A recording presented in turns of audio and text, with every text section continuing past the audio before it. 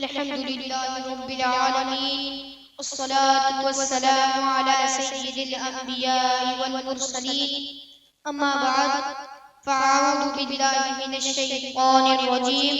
بسم الله الرحمن الرحيم.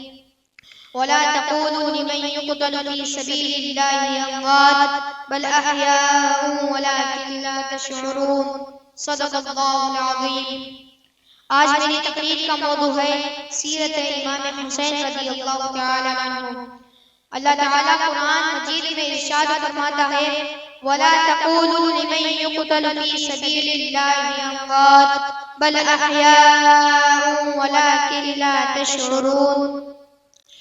ترجمہ کنز ایمان: وہ لوگ جو رائے خدا میں قتل کیے جائیں انہیں مردہ مت کہو بلکہ وہ زندہ ہیں.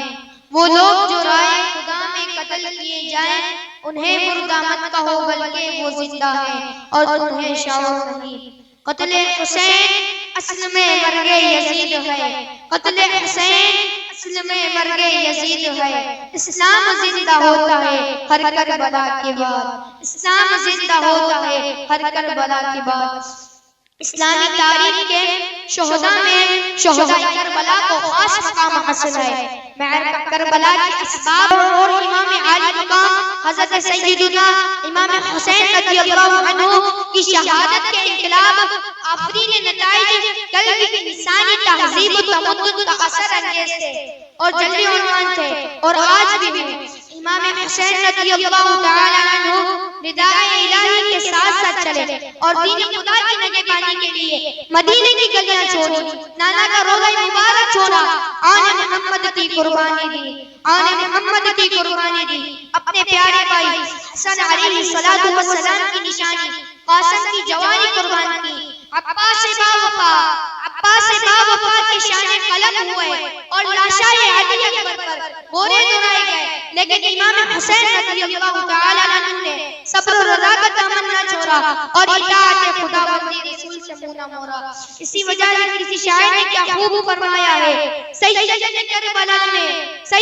کربلا میں وعدے نبھا دیے ہیں، دین محمدی کے گلشن کھلا دیے ہیں. دین محمدی کے گلشن کھلا دیے ہیں. بولے حسین مولا، بولے حسین مولا، تیری رضا کی خاطر ایک ایک کر کے سارے ہیرے لٹا دیے ہیں. اسی لیے تو نبی کریم صلی اللہ علیہ وسلم فرماتے ہیں حسین منی، حسین منی وانا من الحسین. حسین مجھ سے ہے، حسین مجھ سے ہے اور میں حسین سے ہوں. احب اللہ من احب حسینا.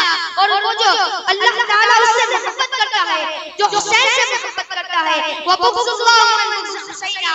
اللہ تعالیٰ اس سے بغض رکھتا ہے جو حسین سے بغض رکھتا ہے. کونین میں بلند ہے، کونین میں بلند ہے رتبہ حسین کا.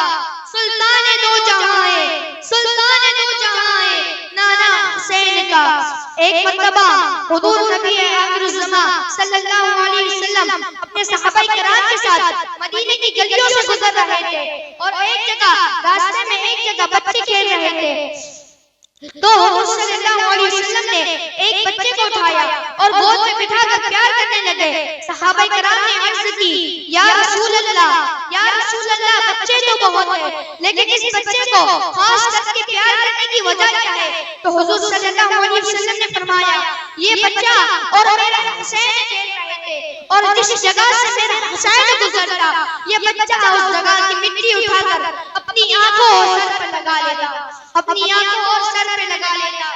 اسی لیے تو امام حسین رضی اللہ عنہ کی عظمت اور رفعت کا اندازہ اسی بات سے لگایا جا سکتا ہے کہ حضور نبی کریم صلی اللہ علیہ وسلم نے امام حسین کی خاطر سجدے میں 3 کی جگہ 70 سے زائد تسبیح پڑھی.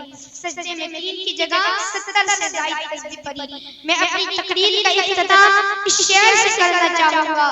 کونین میں بلند ہے، کونین میں بلند ہے رتبہ حسین کا. سلطان دو جہاں ہے نانا حسین کا. بے مثل ہے جہاں میں، بے مثل ہے جہاں میں کنبہ حسین کا.